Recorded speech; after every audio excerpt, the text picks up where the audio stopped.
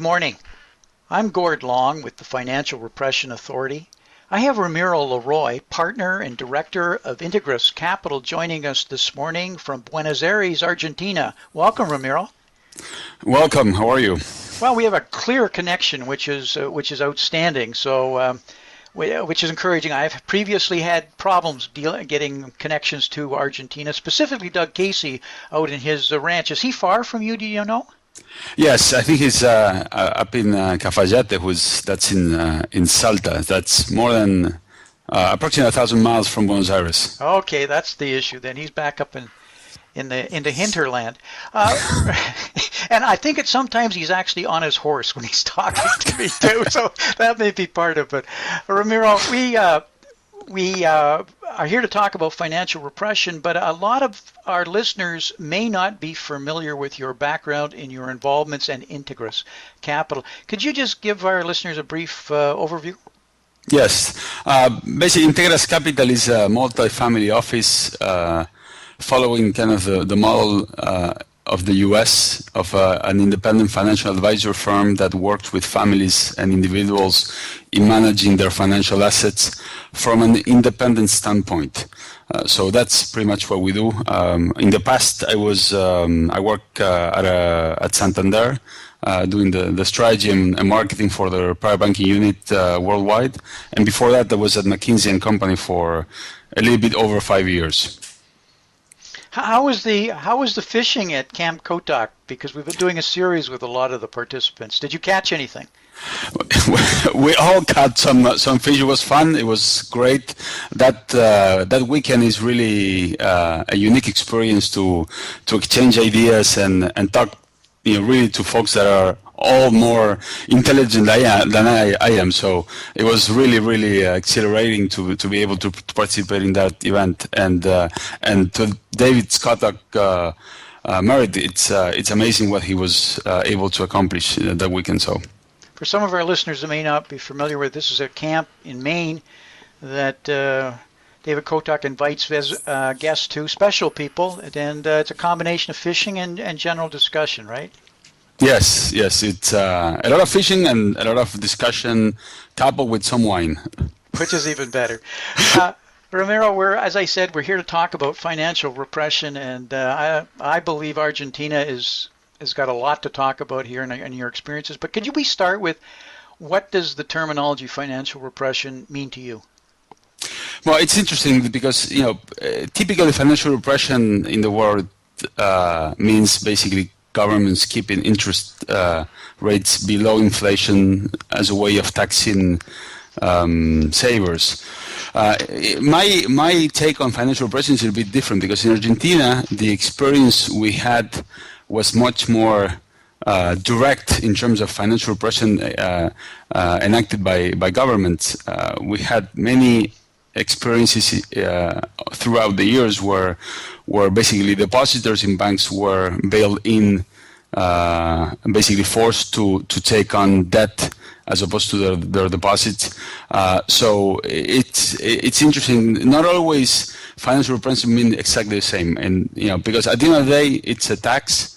The way that tax was applied in Argentina, it's a little bit different than the way it's been currently achieved by governments in developed countries. Could you take us through some history in Argentina as it applies to some of these policies that really could be classified as financial repression? I'm thinking about pensions and this sort of thing. Well, but for example, let's start back in when Argentina regained democracy in 1983. We had a government that, from an economic standpoint, didn't do that well. They ran fiscal deficits. The prices of our exports were not very good. So by the end of that government, which was 1989, basically the government was heavily in debt, was running fiscal deficit and high inflation. But at the same time, in order to keep kind of things going, they paid high interest rate in their deposits, so that people kept deposits in the bank. The banks were able to buy with those deposits government debt. So it was a kind of a nightmare in the making. In 1990, the government enacted, like in midnight, January 1st, something like that, a program called Plan Bonex, which basically took everybody that had a time deposit or bank received a bond, like this in one day. So maybe people were able to earn a rate higher than inflation before, but all of a sudden they lost everything, kind of. So you see what I mean? It's that because it was a bail-in. The government didn't have a way of repaying all that debt in the time frame that it had issued those bonds. So they said, okay, let's do a reset. Let's issue a new long-term bond, and and start from scratch. And that happened actually twice in Argentina with what happened in the Corralito when Argentina left the currency peg that was enacted by Cavallo back in 1993. So Argentinians have a lot of experience of basically their bank deposits held locally going south, or basically not being able to recover them in the time frame that it initially thought. But during many months or many prolonged periods, actually you can make more in pesos that you would that the inflation rates. But again, so it's you are able to invest at a high rate, but then all of a sudden you lose everything. It's a kind of the risk reward. It's confusing sometimes. Isn't it always the way? You think you're making a lot of money, and then it's gone in a heartbeat. All of a sudden, all of those false premises come home, or false beliefs, and change everything. How has it changed investment sentiment and investment strategies in Argentina? Well, these two examples that I just gave you basically generated a huge impact in the mindset of investors. So now it's very difficult for a family to have a substantial portion of their financial assets held locally or held exclusively in the banking sector, because because of the previous experience that we had. So even though the rates that you could earn with the time deposit are relatively okay, people are not very comfortable with the risk that they are taking, not only because of the devaluation that could happen, but just because people had bad experiences about recovering those deposits. So families here and pretty much everybody has developed other ways of storing wealth, from real estate to buying gold, to buying US dollars, physical US dollars. Argentina, after Russia, is a country that has more physical dollars in the world, believe it or not. It is not strange to go and buy a proper, like a house with bag full of dollars here, and then the more you go up the ladder in terms of wealth, most of the folks tend to have their assets outside of Argentina as a way of protecting those assets. Not so much earning a higher return, really more about, I don't want to lose this. So store of value is something that's really understood by most of Argentinians at all levels, high and low, and have strategies and thinking around this. Definitely. Just to give you a sense, this morning in the largest newspaper from Argentina, or one of the largest, page 1 of the economic section is 8 strategies not to lose your wealth in the upcoming depreciation. So it gives all the tools what you should do, and because there is an expectation that the government will have to devalue in the next months after the government change. In America, if we start to talk about this, people think that you're just being negative, whereas it's a hard reality for those that have went through this for a period of time. How do you contrast what you see daily in Argentina with what you see globally and internationally with your travels? Well, the mindset is what I'm thinking of. No, it's interesting because a lot of people compare, at least in Argentina, for example, what the Fed is doing in terms of expanding the balance sheet as a way of, to some extent, confirming that what the central bank here in Argentina is doing is kind of okay, but it is really completely different. My take, and I know kind of the financial repression that U.S. tax savers and European tax savers are going through now, it's horrible, and I think it's wrong. But it's compared to what we experience here is nothing. And so, I think I would rather be under financial repression in the U.S. than under financial repression in Argentina, because you can't really invest long term in Argentina if you have this type of events. Whereas in the US or in Europe, you can still, of course, have a long-term view about your investment and have a reasonable asset allocation when you manage your assets, which is not what happens here, basically.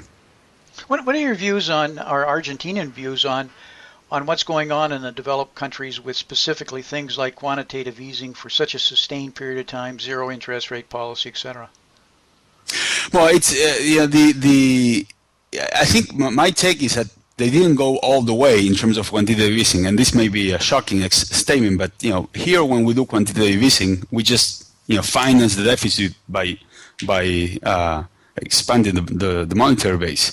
So in the U.S. they kind of went halfway. Because of course you can't, it's against the law. You can't really, finance the deficit by just printing money. But at the end of the day, if you want inflation, we have plenty of history of how to create inflation in Argentina. So, quantitative easing at the end of the day, I don't think created that much benefit for the U.S. I think it's the only thing that they were able to do. And if you look at the numbers, it hasn't generated any inflation. And if you look at the numbers in Japan, it hasn't generated any inflation at all for I don't know how many years I have been trying this. And at the end of the day, it also perpetuates bad things going on in the economy because you allow companies that otherwise wouldn't exist to continue in existence, and it generates all kinds of distortions in asset pricing. So I don't think they kind of tried to do it but at the end of the day, what they did, I don't think was good. How's the economy in Argentina right now? Well, basically now we are. If you look at the key numbers, we have a relatively large deficit. Some people say it's 5% of the GDP. Some people say 7%, but it's high. Everybody would agree that it's high. We have high inflation. Again, there are people say it's above 30%. Others say it's around 20%, but it's high. Very few countries in the world have inflation higher than 20%. And we are not really growing. We are kind of. I think the expectation is for this year is to contract the GDP by 0.5%. And at the same time, our commodity prices, the prices of the commodities that we export, are going down. So, and we have a change of government. So there is a lot of uncertainty and a lot of things that will need to change moving forward, because we are just running out of dollars. We have fewer dollars every day. At least the central bank has fewer dollars every day that goes by, because the government has elected to pursue a strategy of kind of a controlled devaluation of the peso, but lower than the inflation rate, to kind of they use this as an anchor for inflation, because if they let kind of the dollar go freely, inflation will run much higher. That's a fact. Argentinians look at the dollar as a way of managing inflation expectations. So now what's going on is basically we have the peso, the official peso, very expensive. So if you want to export something, you don't get enough return, and if you want to import something, it's very inexpensive. So basically, everybody's trying to import everything. No one is exporting, and at the same time, you see. So that's why you see basically the reserves going down. So something will need to change, and depending on who wins in October. In October we have presidential elections. Something will happen. Whether it's on the peso, peso devaluation, or an agreement with the holdouts to get more dollars, but something will happen that will generate a change. And regardless of who wins, I think it will be good for the long term of Argentina, because this situation is not sustainable. So, what about South America? Overall, with falling commodity prices and a lot of the economies being so dependent on commodities? But unfortunately, we're seeing the cycle again because what happens, when commodity prices go up, everything is great. Usually the currencies of Latin American countries also tend to appreciate because you're selling a lot. You get a lot of dollars or currencies from the rest of the world, and at the same time, in particular last years with the interest rate so low, a lot of companies and governments start to kind of get cheap debt to some extent, or at low interest rates. So now we have, commodity prices going down, local currencies going down, and a lot of companies and governments with more debt in dollars than before, which is more costly to pay. And unfortunately, this is a cycle that Latin America went through many years, and we kind of seem to keep repeating the story over and over.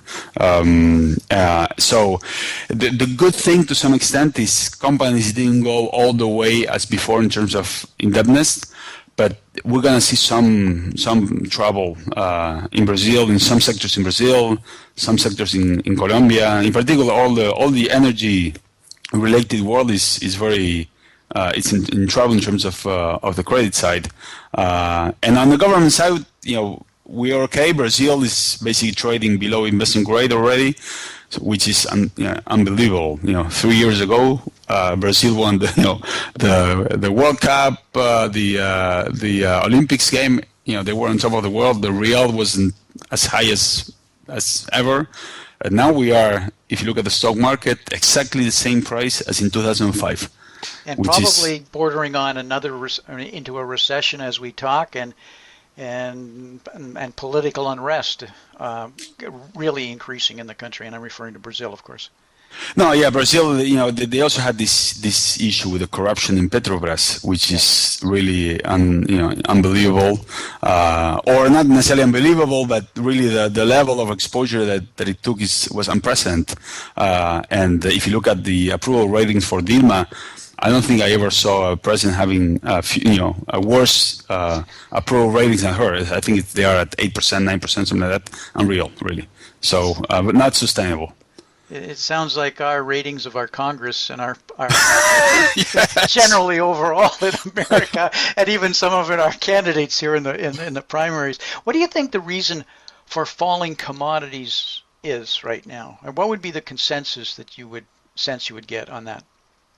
Well, I think it's a multiple. There are several things. There are a few things that are related to productivity. For example, in the soy business, there is a lot of technology that didn't exist 10, 15 years ago. So now we produce much more soy than before. That's a fact. There's a cool thing in Argentina called siembra directa. The translation is like direct.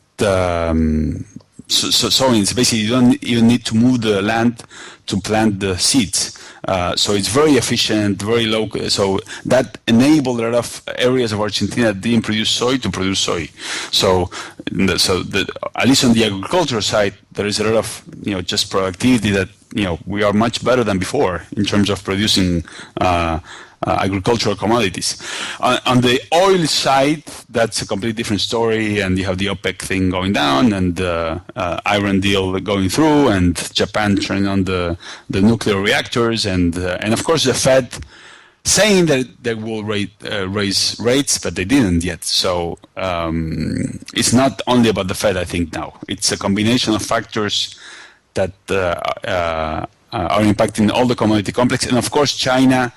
With the change, China, everybody's complaining about China, but at the end of the day, China is transforming its economy from an investment in infrastructure to a kind of internal market one. So yes, they are investing much less in iron and all the hard commodities. But if you look at the service performance, all the service activities is up much higher than before. So, but again, all those things, productivity in agricultural commodities, the kind of all the things that are affecting oil and China, and the Fed to some extent, or the Fed rhetoric, not necessarily the actions, are causing the commodity complex to go south.